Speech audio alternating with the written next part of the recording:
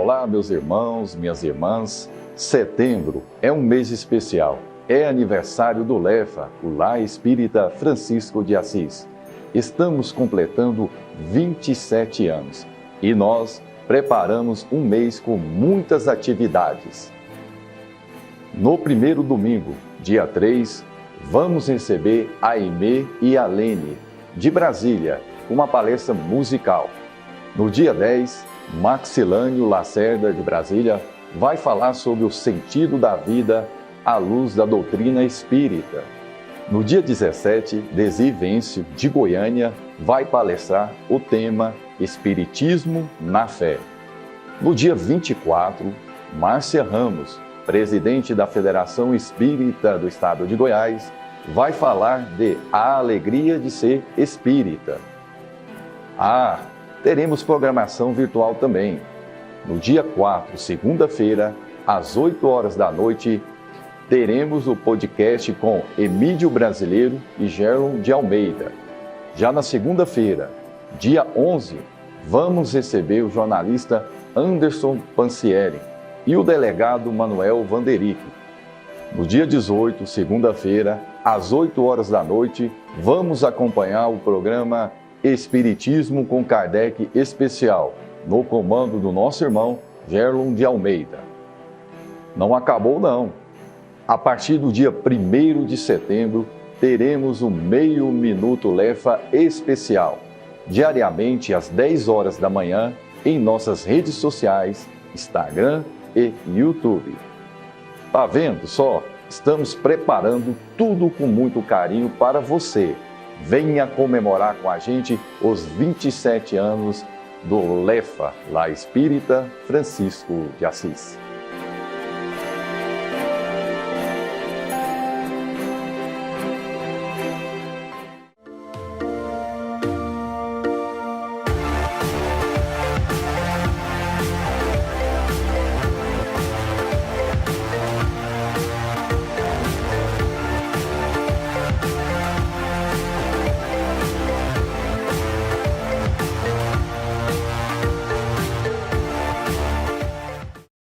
Olá amigos do canal LEFA, estamos hoje aqui recebendo a ilustre presença do professor Emídio Falcão Brasileiro, que veio até a nossa casa, o Lar Espírita Francisco de Assis, para divulgar o seu livro, Tratado dos Evangelhos.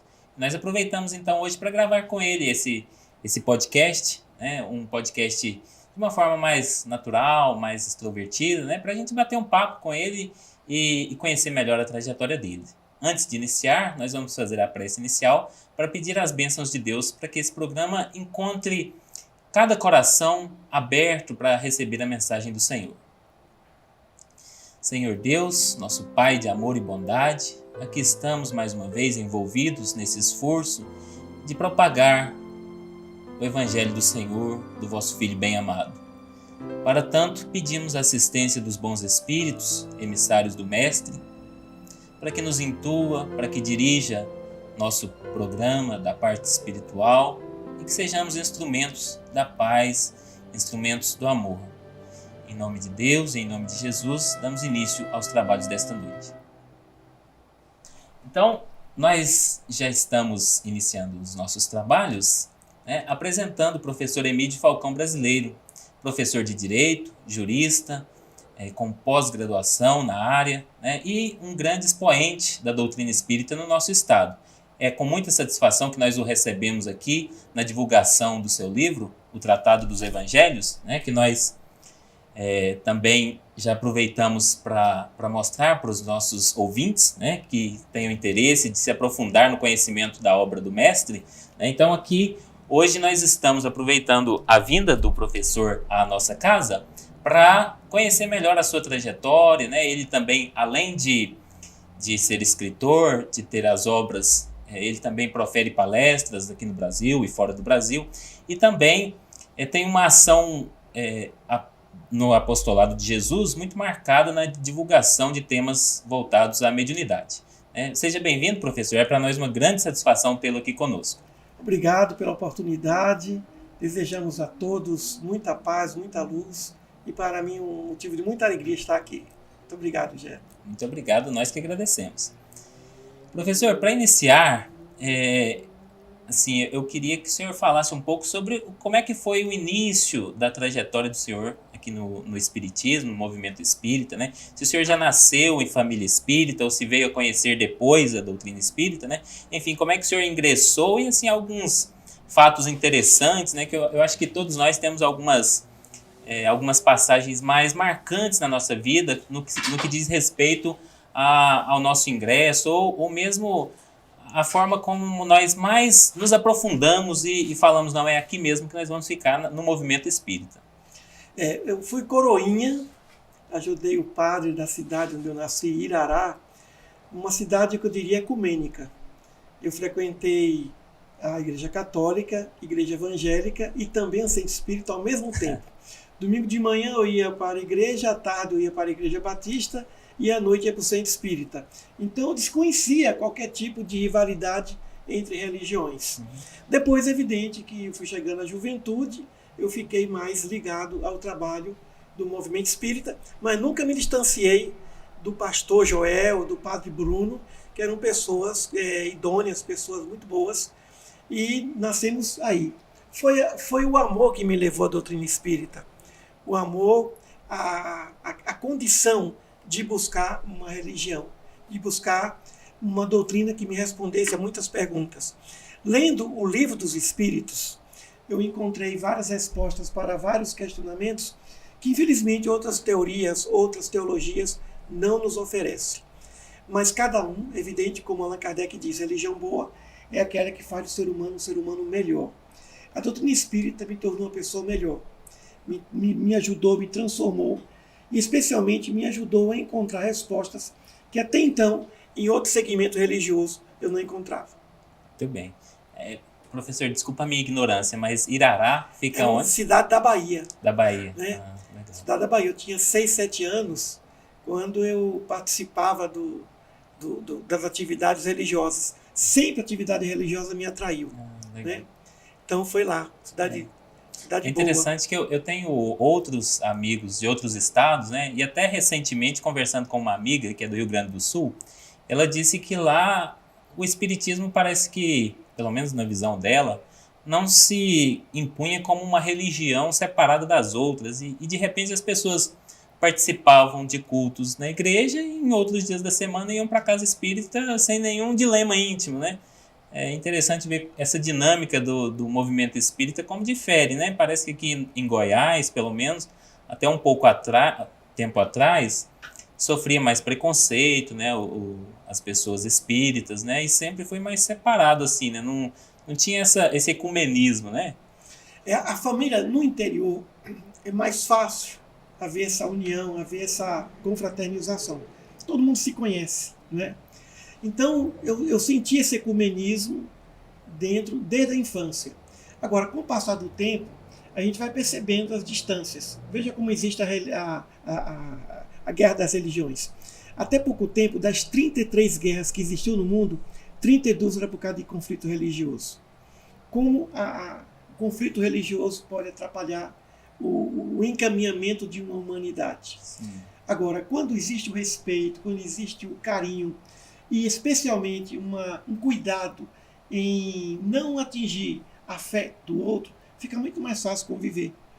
Mas hoje em dia, acredite, estudando esse livro eu percebi o seguinte: os teólogos católicos, estudiosos espíritas e os teólogos evangélicos, todos se respeitam. Há um respeito profundo entre os teólogos, mesmo em correntes diferenciadas. E isso é interessante, né? Isso me lembra muito os times de futebol. A torcida briga, mas os cartolas são muito amigos entre eles, né? Sim, é verdade.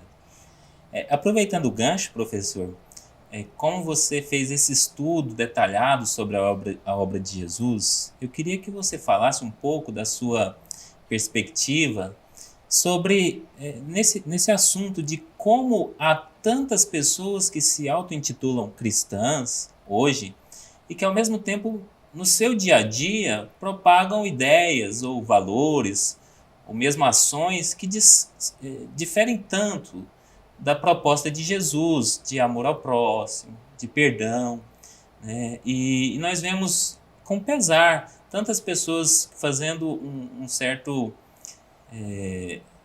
assim, nas redes sociais, estabelecendo padrões de ódio, e mesmo no dia a dia, né, quando vê uma pessoa fazendo mal e ela sofre algum tipo de violência, as pessoas se insuflam como se fossem juízes. Então, como é que você vê essa questão de, por um lado, o cristianismo abraçou um número tão grande de adeptos, por outro lado, para observar assim, nas atitudes, parece que ainda não chegou nos corações e nas mentes. Há uma grande há uma grande diferença entre a teoria e a prática, né? Mas a teoria antecede a prática e a prática fortalece a teoria. É assim mesmo. A gente começa falando, começa escrevendo, daqui a pouco está praticando, né? Agora, a vida ensina. Existe uma lei natural que regula a nossa evolução. Cedo ou tarde, todos nós chegaremos à condição de espíritos bons, espíritos superiores, espíritos puros. Isso é uma transição de evolução. Existe uma lei natural chamada Lei do Progresso, que consta no Livro dos Espíritos. A Lei do Progresso é uma lei que determina, fatalmente, todos teremos que evoluir de forma intelectual e moral. Então, essa transição, esse conflito que existe, essa distância que existe, é temporária. Mas todos nós temos um único destino, que é a evolução. Isso tudo vai passar. Mas logo, logo, ou pela dor ou pelo amor, nós nos encontraremos, nós nos perdoaremos, nós ajudaremos a perdoar, nós nos ajudaremos entre si. Então, aos poucos, a humanidade, se a gente perceber bem, a humanidade de hoje está bem melhor do que antes, né? Já foi muito pior. E a tendência é melhorar, apesar dessas crises, e apesar, por exemplo, do momento que nós vivemos, pós-pandemia, um momento de depressão, de conflito, as pessoas estão muito impacientes, com pouca tolerância, mas isso é assim mesmo. Quando o mal... Allan Kardec tem uma frase que eu achei interessante. Quando o mal existe, ele não se cura sem crise. É uma frase fenomenal. Quando o mal existe, ele não se cura sem crise. Então vivemos uma crise. Crise moral, crise intelectual, crise de desrespeito, mas logo, logo a coisa vai se encaixar segundo a lei do progresso. Você acha que dá para correlacionar também com as palavras de Jesus, quando ele diz que o Pai deixa o trigo e o joio crescerem juntos, para no momento apropriado conseguirmos tirar o joio?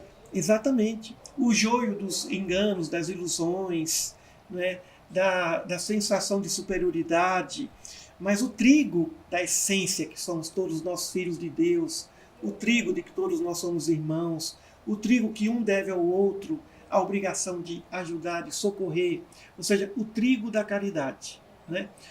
Nenhum de nós somos joios, mas dentro de nós existe o joio e o trigo. E é evidente que com a prática, com o que nós semearmos, nós vamos perceber na colheita o que nós semeamos de verdade, o que nós semeamos de ilusão, e essa colheita volta. É a lei de causa e efeito, é a lei de ação e reação. É essa lei que determina a separação do trigo e do joio, da verdade e da ilusão. Muito bem. Professor, voltando um pouco então, para sair desse ecumenismo inicial da sua trajetória e enveredar mais propriamente para o espiritismo, o que foi mais determinante? Foi mesmo o campo das ideias ou os fenômenos mediúnicos tiveram alguma repercussão também, alguma prevalência na sua definição como espírita? Como família católica, nós sofremos, ou seja, um irmão nosso passou por um momento de obsessão. Aí a família entrou pelo caminho espírita.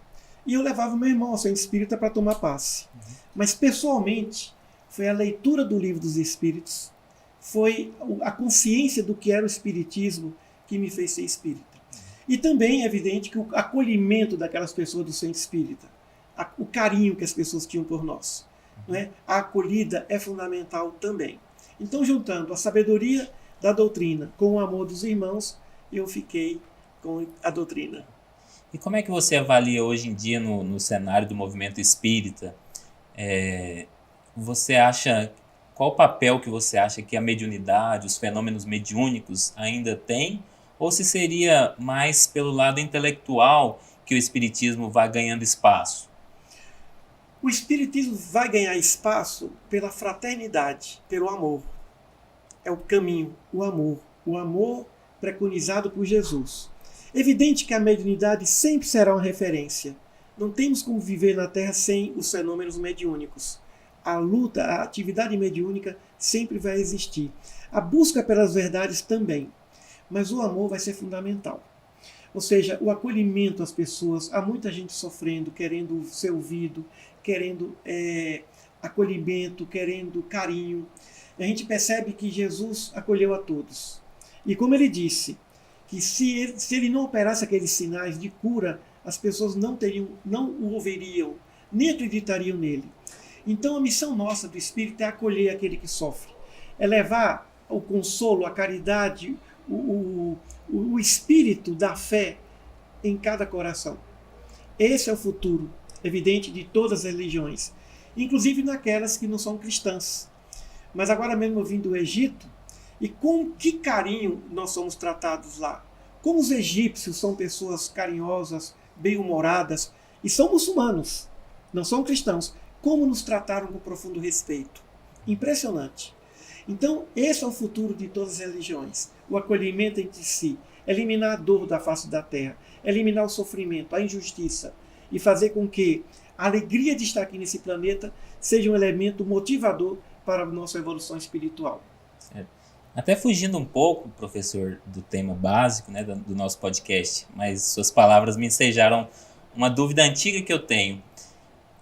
À medida que o Brasil vai se desenvolvendo mais economicamente, dá a impressão que os grupos que conseguem maior justiça social vão se tornando menos alegres e menos... com esse acolhimento que é tão bom, né, que a gente gosta de encontrar, principalmente nos rincões do interior e mais na região nordeste, né, enquanto que os grupos que vão tendo mais escolaridade, a tendência atual é de se tornarem mais céticos, de aumentar o ateísmo e ter pessoas mais separativistas, com menos esse quê do interior, essa coisa gostosa que o brasileiro tinha. Você acha que isso é um caminho que pode ser contornado? Ou como é que você já refletiu sobre isso? É verdade. É por isso que Kardec gostava muito dos núcleos espíritas pequenos, os centros pequenos, porque dá para todo mundo se entender e eles se transformam na família. Um grande núcleo grande, um grande centro espírita, uma grande instituição, muitas vezes não tem essa proximidade, não tem essa facilidade. É como morar no interior e morar na capital. Uhum. No interior, a fraternidade existe muito mais do que na capital. Sim. Muita gente... Eu me lembro quando eu saí do interior e fui morar em Salvador, fiquei espantado vendo pessoas comendo lixo. Aquilo, para mim, eu nunca tinha visto aquilo. Pessoas indo até o lixo para poder se alimentar. E pessoas passando ali naturalmente, como se aquilo ali fosse uma cultura. Né? Então, realmente existe isso. Mas existe na natureza humana, ainda que more numa super megalópole, 15, 20 milhões de habitantes, existe no ser humano a ânsia por amar e ser amado. A ânsia por ser querido, reconhecido. Ou seja, isso não é vaidade, isso é necessidade. Então, isso, em qualquer lugar, seja na capital, seja numa cidade pequena, o ser humano vai perceber que ele precisa de amor e que ele precisa amar também. Porque é dando que se recebe, como dizia Francisco de Assis. Então, é um momento que, para dar amor, ou seja, o indivíduo tem que perceber que ele tem que se livrar de certos pontos, de certas exigências. Amar sem muita exigência. Não querer que o outro seja aquilo que nós queremos que todos sejam. Né? Exigir do outro perfeição, não pode errar. Não. Ou seja, a compaixão. Perceber que cada um tem o seu grau de tempo de evolução. É o que eu digo numa palestra sobre a paciência. A paciência é a arte de perceber o tempo do outro. O adulto tem que perceber o tempo da criança para amar a criança. Ou seja, o amigo tem que perceber o tempo do inimigo para perceber o tempo de Paulo de Tarso, o tempo de cada apóstolo de Jesus. Nem todos entendiam Jesus. Então, a cada um o seu tempo. Há tempo para tudo, como dizia Eclesiastes. E por isso nós precisamos entender esse tempo. Só que dentro do nosso tempo, vamos dar o melhor. Vamos dar o nosso melhor. Eu me lembro muito de uma história do Alexandre o Grande. Alexandre estava numa campanha e um mendigo pediu uma esmola, um dinheiro. E Alexandre deu cerca de 3 moedas de ouro.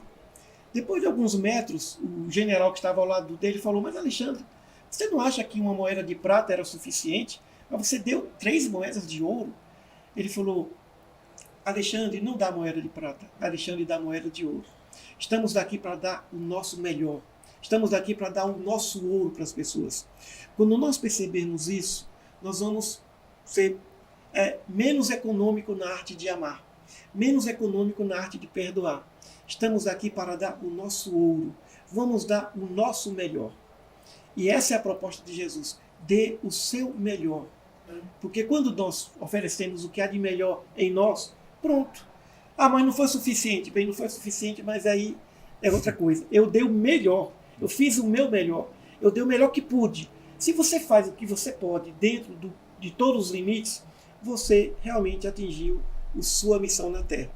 Ser perfeito como é perfeito é o vosso Pai Celeste não é ser perfeito como Deus. Ninguém vai ser. Ser perfeito o máximo que puder no seu nível espiritual. Ou seja, eu vou dar o meu melhor. Quem dá o seu melhor em qualquer nível espiritual está sendo perfeito em seu nível.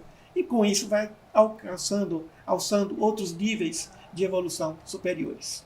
Isso. E talvez a falta desse empenho de sermos melhores e de nos doar, e no momento atual muitas vezes nós buscamos o melhor, mas não para oferecer o outro, né? Mas para amelhar para nós. Talvez isso explique grande parte dessa crise, dessa inflamação que a sociedade vive atualmente, né? Então, provavelmente, por mais que seja já um conhecimento tão difundido das verdades do cristianismo, de perdão, de amor incondicional, de fraternidade, de querer para o outro aquilo que queremos para nós, que são temas já, diríamos até, repisados, batidos, mas que ainda não são colocados em prática. E justamente essa ausência da prática é o que traz esses problemas todos, não é, doutor? É verdade. Santo Agostinho dizia assim: se o homem soubesse o quanto é bom fazer o bem, seria homem de bem por egoísmo. Ou seja, a vantagem de fazer o bem, a vantagem de pensar primeiro no outro do que em si. Toda vez que a gente pensa na gente primeiro que o outro, a gente tem alguma vantagem. Mas quando a gente pensa mais no outro do que na gente, a gente tem uma vantagem muito maior. É uma lógica diferenciada. A lógica de Deus é diferente da lógica dos homens. E Jesus provou isso o tempo todo. Ele feriu a lógica humana em vários sentidos. Quando era questionado, quando era tentado, quando queriam armar algum tipo de armadilha, né? Ele sempre demonstrava que a lógica divina é a lógica do desapego, é a lógica do desprendimento. Por exemplo, quando o moço rico queria chegar à perfeição, né? Olha, uma pessoa que desde a infância cumpria todos os mandamentos. Ou seja, era um rapaz de ouro, era um homem de bem, mas queria perfeição. Aí Jesus disse: quer ser perfeito? Não basta só não matar, não roubar, não adulterar, não basta só isso. Vá, vende tudo que tem e dá aos pobres. Ou seja, a perfeição do desprendimento, a perfeição de sair de si e perceber que o outro é um pouco de si mesmo. Ou seja, cada um de nós é um pouco de nós mesmos. Quando nós percebemos isso, fica fácil.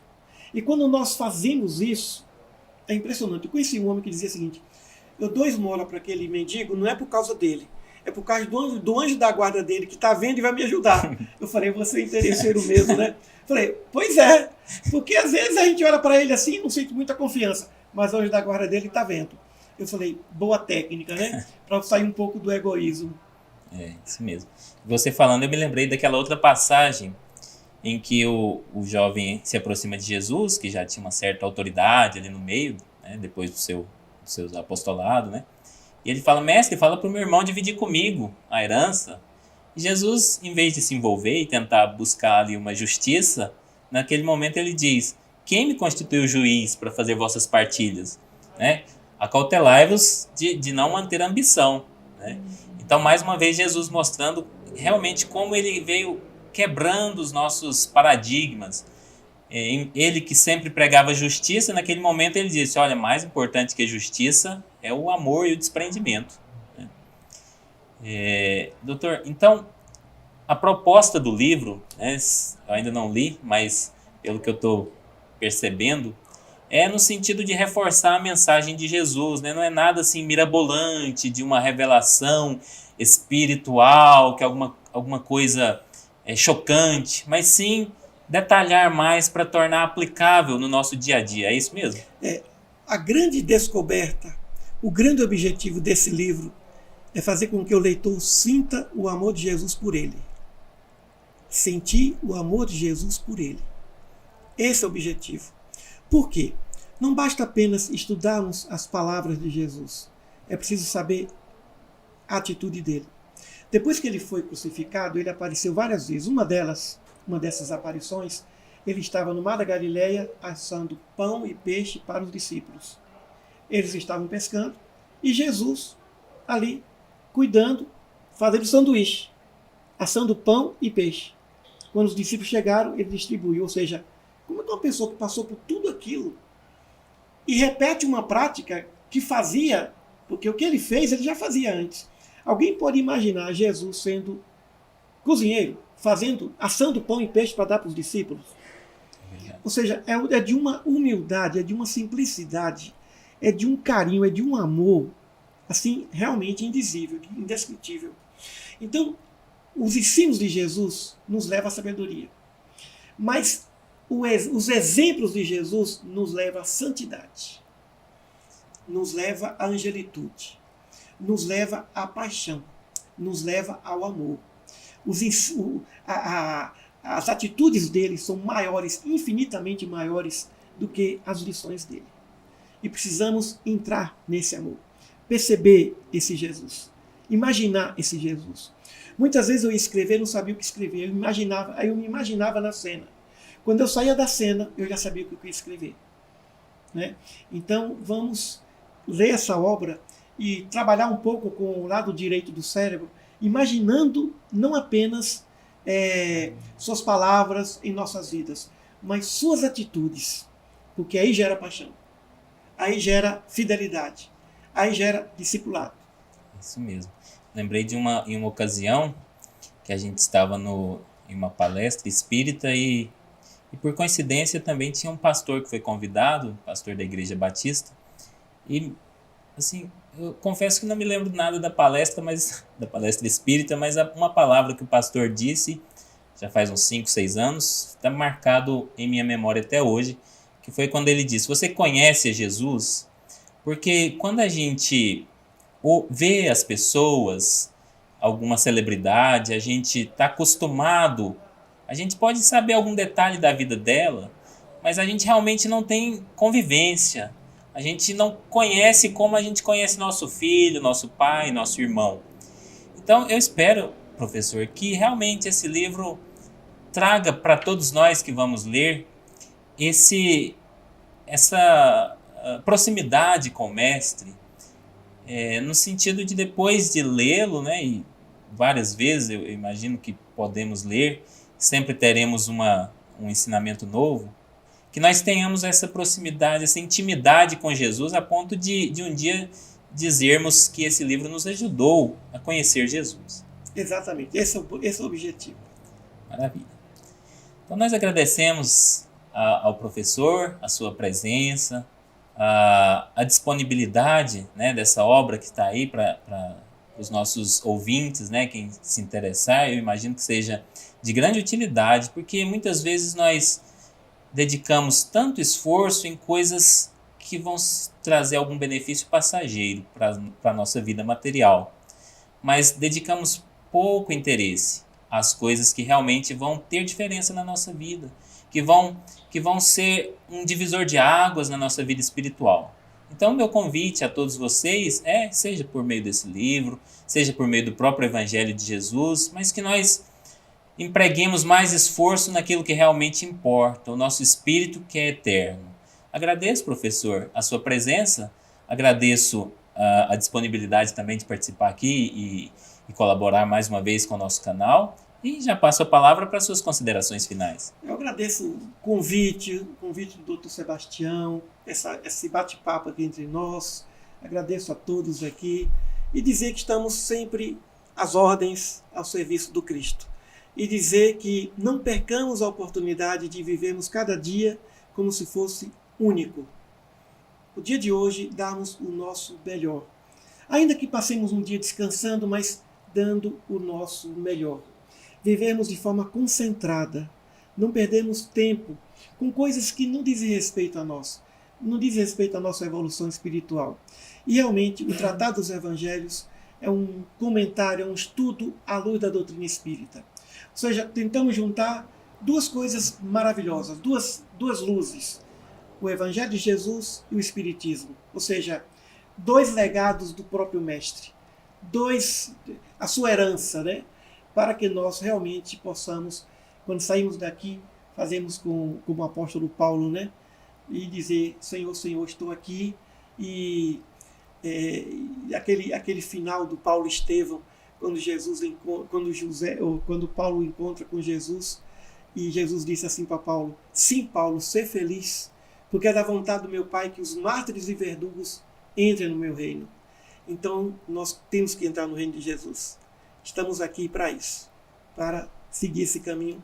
Gratidão infinita para toda a comunidade do Lar Francisco de Assis, a todos aqueles que vierem, e que todos se sintam abraçados e beijados pelo coração. Que Jesus nos abençoe. Ficamos por aqui, agradecemos a todos os nossos ouvintes e até a próxima.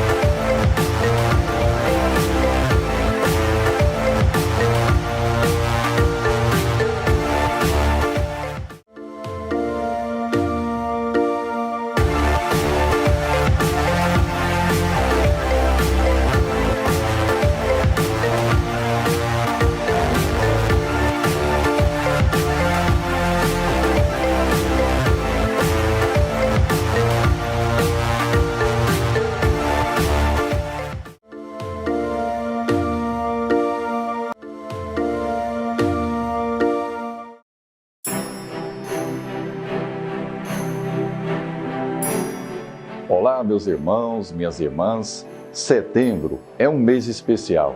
É aniversário do LEFA, o Lar Espírita Francisco de Assis. Estamos completando 27 anos e nós preparamos um mês com muitas atividades. No primeiro domingo, dia 3, vamos receber a Aimee e a Lene, de Brasília, com uma palestra musical. No dia 10, Maxilânio Lacerda, de Brasília, vai falar sobre o sentido da vida à luz da doutrina espírita. No dia 17, Desi Vêncio, de Goiânia, vai palestrar o tema Espiritismo na Fé. No dia 24, Márcia Ramos, presidente da Federação Espírita do Estado de Goiás, vai falar de A Alegria de Ser Espírita. Teremos programação virtual também. No dia 4, segunda-feira, às 8 horas da noite, teremos o podcast com Emídio Brasileiro e Gerlon de Almeida. Já na segunda-feira, dia 11, vamos receber o jornalista Anderson Pancieri e o delegado Manuel Vanderick. No dia 18, segunda-feira, às 8 horas da noite, vamos acompanhar o programa Espiritismo com Kardec Especial, no comando do nosso irmão Gerlon de Almeida. Não acabou não. A partir do dia 1º de setembro, teremos o Meio Minuto LEFA Especial, diariamente às 10 horas da manhã, em nossas redes sociais, Instagram e YouTube. Tá vendo só? Estamos preparando tudo com muito carinho para você.